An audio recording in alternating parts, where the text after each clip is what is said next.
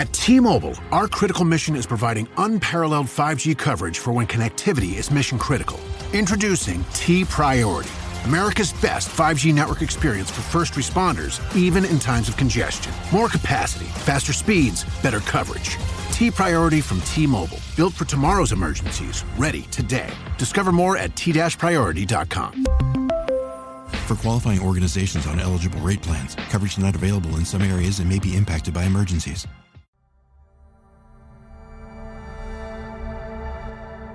British Spy Stories Season 4 Double Agent Episode 11 The dark red BMW 760 arrives outside the gates of the house by the lake. A sensor on the car triggers the gates, and they glide open just before Luke turns into the driveway. He pulls up on the gravel, steps out, and opens the rear door for Amandine. She is in all black, including sunglasses. When he had spotted her at the arrivals gate, after she had flown in from Frankfurt, he had leaned over to take her suitcase and just quietly said, "My condolences, madam." She hadn't replied, and during the journey along the shore of Lake Zurich over the last half hour, she hadn't uttered a single word to him, either. Amandine goes inside and stands, still in her coat, looking out of the big windows in the lounge. It's been windy today, and now the breeze buffets the trees in the garden around the house. Above her head, dark, brooding clouds are rolling in from the west, threatening rain. When Laravel walks in, Amandine doesn't move. "Madam, can I do anything?" Amandine remains silent, and Laravel waits in the centre of the room, uncertain if she should remain. Eventually, Amandine turns round. "Natalie, a friend of mine, is arriving later. Madame Dallaire. I'd be obliged if you would show her in when she gets here." "Of course," she says. "Do you want any food, madame?" "Cook is still here. She wanted to wait until you arrived." "No, thank you," says Amandine.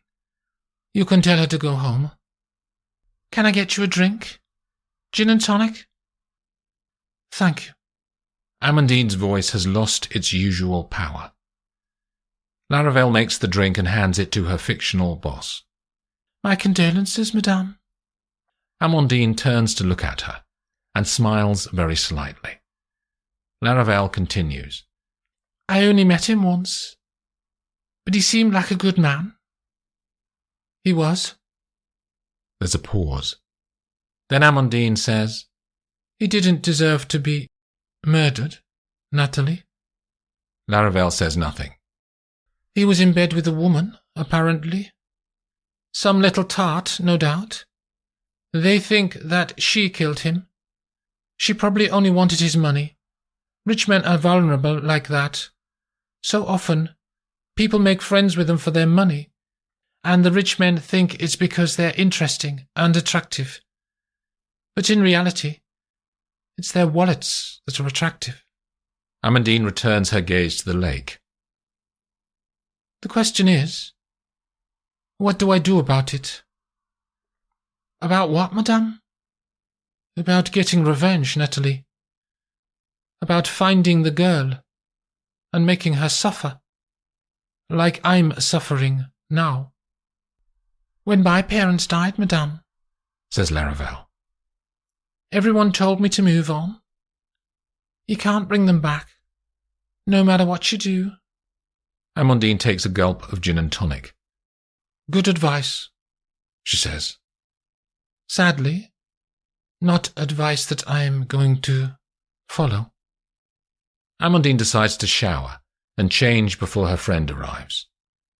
Laravel walks out with her along the corridor, then returns to her office, grabs her coat, and goes out of the side door from the house, towards the decking where she had talked to Luke. She holds the phone up to her ear. "Gabby?" she says, when the call is answered, A development on the Vincent thing? Amandine is all wound up to get revenge. How will she do that? She's already been told there was a woman with him. And she'll have contacts inside the Berlin police force to find the name. We need to protect Vincent's legacy, says Gabby. What do you mean? Gabby realizes she was thinking of Vincent's double status. Oh, you know, if it was Maya, I mean. Right. I'll ask London to stick their noses into the Berlin police operations, says Gabby. Maya's their main suspect, apparently. What will Amandine do when she does know her name? Laravel watches a yacht turning in the wind on Lake Zurich. I think she'll ask Zetkin to have the woman killed. I need to know what she decides. Keep your ear to the ground. I get the transcripts from London of the audio from the listening devices in the house, says Laravel. So we'll know what conversation she's having. Good. Maya was sleeping with him, was she? Says Laravel. It looks like it. Any news from Hans in Berlin? Not yet. When he and Kate do find Maya, we need to get her into a safe house somewhere, far away, before Amandine decides to send an assassin after her. They ring off, and Laravel turns back to the house, but she doesn't see Amandine looking out at her from an upstairs window. After visiting the British Embassy, Kate and Hans go to the flat where Maya and her husband live. Templinerstrasse sits on one edge of a garden square in the Pankow district of Berlin, which spreads northeast from the centre to the very edge of the city. They collected a hire car when they arrived at the airport and have been sitting in it, parked outside Maya's block of flats, for 5 minutes. They are reading some more up-to-date briefing from MI6 Research Branch about the woman and her life. My suggestion for what we tell the husband, says Kate, is that we're colleagues from the British Embassy who work with Maya, and we're just calling in on the off chance that she's in, because we were in the area. She looks at Hans. Yeah, okay, he says. They both open the car doors and walk to the entrance of the flats. Hans pushes the intercom button, and Maya's husband, Will, answers, saying his wife is not around. Kate says that she's bursting for the bathroom, and could they just come up for 5 minutes? That request makes the door buzzer sound from the grill, and they push on inside. On the 3rd floor, Will is waiting at the door of the flat, and Kate acts out being in urgent need of the toilet. Will shows her where it is, then invites Hans into the kitchen and offers coffee. Hans knows that he's got 5 minutes to try and get some insight from Maya's husband, as that's how long he and Kate agreed she'd be in the bathroom. Nice place, says Hans. Will adds coffee to a stovetop coffee maker. We were lucky, I think. Maya saw it and kept ringing the cellar until I gave in. They both smile. So, what do you do at the embassy? Liaison, says Hans. With the local communities, you know. Maya's great to work with. She comes out to the visits and translates for us. How is she feeling now? We were supposed to go out on a visit yesterday to take a junior minister around some local charity, but Maya called in sick. Hans locks his gaze onto Will. He can see the man is worried, but Hans stays quiet to maintain pressure. There are a few seconds of silence. Then Will says, Sick? Yeah. The coffee machine finishes percolating, and Will avoids eye contact by busying himself with pouring out the drinks.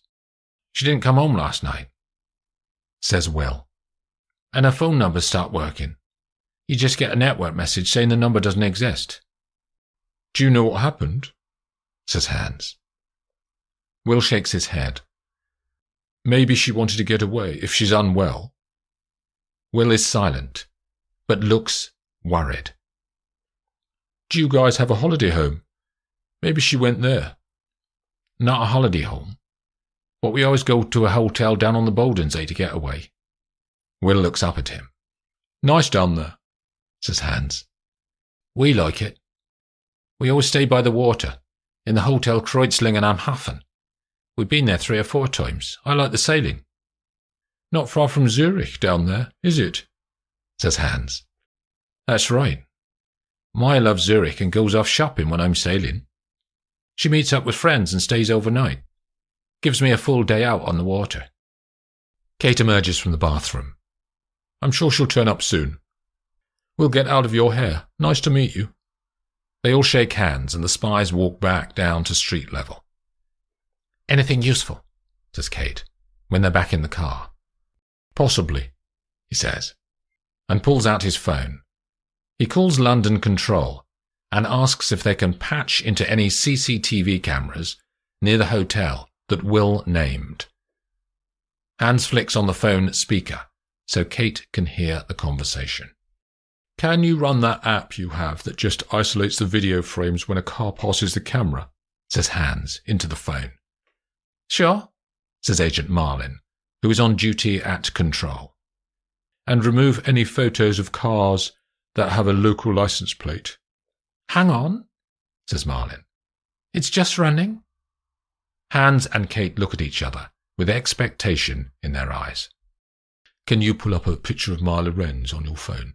He says to Kate, and she logs in to Oberon to find an image. Okay, here they are, says Marlin. A sequence of still video frames come up on Hans's phone screen. Kate puts her phone next to his, with a picture of Maya on it. After 15 pictures, an image appears that makes both Kate and Hans breathe in at the same time. It's her, says Kate. Thanks, Marlin, calls Hans. No problem.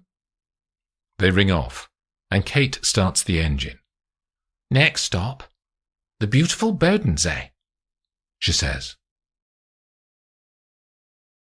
The Epicure restaurant on Rue de Faubourg Saint-Honoré, in the middle of Paris, exudes old-world elegance.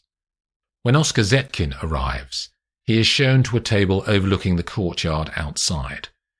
Even though the place is busy, only the muted tones of diners can be heard in the place. He orders a bottle of Premier Cru Chablis and takes his time to taste it and look at the colour when the sommelier brings it over to him. As he accepts the wine, Rose is shown to his table. How's London? He says. Rainy. They talk about Paris for a while, and he says that he'd like to visit more often. Then their starters arrive. Tell me about the MP, he says. Gavin Masters. He's proving a bit tricky. He wants more money. You told him no, I assume? She nods. And he made a big show of quitting. Rose drinks some wine. The thing is, how should we proceed? I made a mild reference to his wife and daughter being at risk if he stopped, and he stormed out. How useful is he to us? Says Zetkin. Middle ranking, she says. He can potentially find information about other MPs and civil servants. He hasn't got a network, though, that extends up to the real decision-makers. Did he quit before delivering anything on the procurement guy? I forget his name. Charles Webster. He says he has some photos. Webster's a womanizer, so I'm guessing it's that. But he didn't send anything to me. Masters doesn't know that Webster has already provided us with material, does he? No, she says. I need those photos, Rose. Then we can pressurize Webster and forget about Masters. Masters needs the money, says Rose. So he's easy to manipulate. We did a check on him when Larry approached him 2 years ago. He has big financial commitments way beyond his MP's salary, and he's not from a rich family. So he's vulnerable. After their starters, the waiter takes their plates away and pours more wine for them. Zetkin is thinking. Then he says, Let's go back to basics. The central aim of all this is to get the design documents of the Starstreak Mark II. Then sell them on. Rose nods. Webster can get those designs, so it's him that we need leverage on. There's something else. While we're thinking about all of this, says Rose, Master's wife has been arrested. For what? Says Zetkin, pulling his eyebrows together. Conspiracy to murder. But that's not the best bit. The British police think that she killed Leo Haas. Zetkin laughs out loud. Well, I'm glad someone killed him. But it wasn't Master's wife. What did happen? Says Rose. When I heard he died, I thought you must have paid for it. I wish I had. Haas had become a thorn in my side. I called the prosecutor in Zurich last night. He said it was a professional hit. Who do you think paid to have him killed? She says. Amandine, maybe? Or that idiot, Arno Webel. I thought those two were your partners. He smiles. I'm playing them off, for the moment. There's no place for Webel once Amandine is gone, though. So what do we do on Masters? Says Rose. As he's got the photos already, dangle the prospect of more money. But tell him we need to see one of the photos to prove that he's got the goods. Then we'll be able to tell if they're valuable or not. Zetkin puts his hand on his jacket pocket as he can feel his phone vibrating inside. Sorry, let me just see who this is. He pulls out the mobile and looks at the screen. A missed call from Amandine. Excuse me for a moment. He stands up and walks to the gardens. Zetkin hits the return call button. How are you, my dear? He can hear her breathe deeply at the other end of the line. Crushed, she says.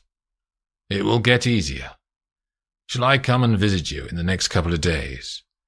I'm in Paris, but I fly back tonight. I'd like that, she says. But, Oscar, there's something I need you to do for me. Of course. What? Find the girl who killed Vincent and bring her to me. What are you going to do to her then? He says. Make her confess. And? I'll decide. Once you find her,